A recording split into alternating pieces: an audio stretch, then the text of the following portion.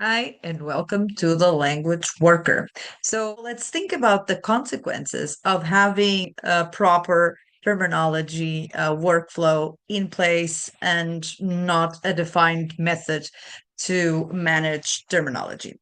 This is one of the most important things that needs to happen ASAP. So the truth is that in the vast majority of companies, there is no terminology workflow in place. This is just a fact. Sometimes we think that if it's a big corporation, all of this has been taken care of, but it's not really the case. Some big corporations do have it, right? They have their internal tools, they have entire teams to handle this, and small companies.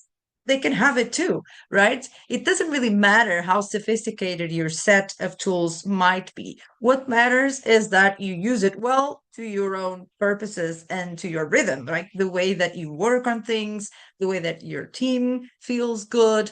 If you're a solo person, business owner, solopreneur, then the way it feels good to you, it will be the way that it works best. So if you don't have one of the most urgent things to do, like I say, is to get one in place. And this can be sophisticated and include a lot of people and tools, or it can be a simple Excel file with exactly only the information that you need. It depends, obviously, on how many people are going to use it, how people are going to use it, if it's for monolingual purposes, if it's for multilingual expansion. So all of this has an influence and impact on the way you're going to manage your terminology and create your workflow. If you're an LSP, it's even harder to have this concept and this workflow in place because, of course, you serve multiple clients. Clients can be of multiple natures, and it's sometimes very hard to predict how this is going to have an impact on the work that you're doing because you're maybe not informed of all the steps that the client actually takes internally, right? But it doesn't really matter if it's an LSP or if you only have one business to manage, right? In terms of content, because the method is pretty much the same. What works for you in a small scale will work for you in a big scale, right? So the idea is to pick one of these most important projects or clients or whatever your situation is and start thinking about the best way to implement this workflow and within your workflow. It's two stages, right? One is to create the terminology workflow, the other one is to implement this terminology workflow within your workflow.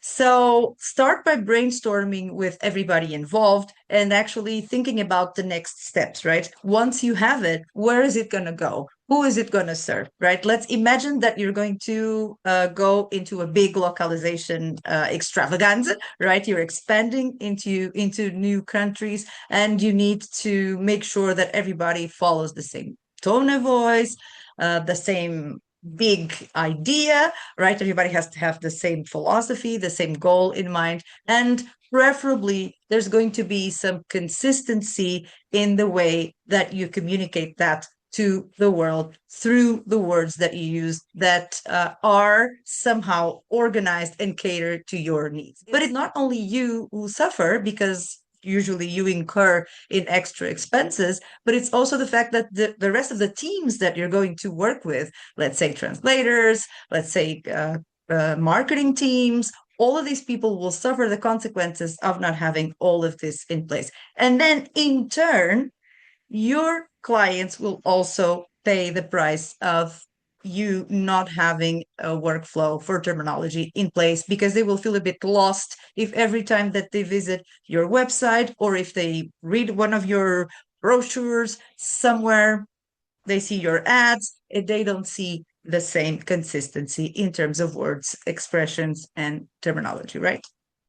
So, have I convinced you yet? Maybe not. But this is exactly what happened. So I'll give you an example. I had this client who, an LSP client, who was working with a fashion client. And of course, they had a lot of fabrics. And so each time that they had a new collection, they had to do it in 4 languages. And it was very complicated to get all these people into the same page because the teams were in different countries. The teams were not together. Obviously, this is what happens, and it's been the case for many, many years. So this is why they came to me to create a glossary where I would actually take a look not only at the final models that they created, but also each part of the process and everything related to the fabrics, the buttons, all the embellishments, anything that you can imagine. And this obviously saved a lot of time, especially in terms of research and also obviously in terms of reaching consistency for everybody involved in marketing and in the localization process. So I cannot stress this enough. Having a localization workflow means that you can make it a lot easier if you also have a terminology workflow within your localization workflow. Does this make sense? Am I repeating myself too much? Just thinking. So to make it clear, if you are expanding, if you are localizing into other languages to reach other markets, to reach other countries, please include a terminology workflow because it will just make everything better for everybody involved. Okay. If you need any help, I'm here for you. I'd love to discuss this. I'd love to answer your questions. If you need anything, you know where to find me. It's easy. Rita at thelanguageworker.com. Okay. See you next time.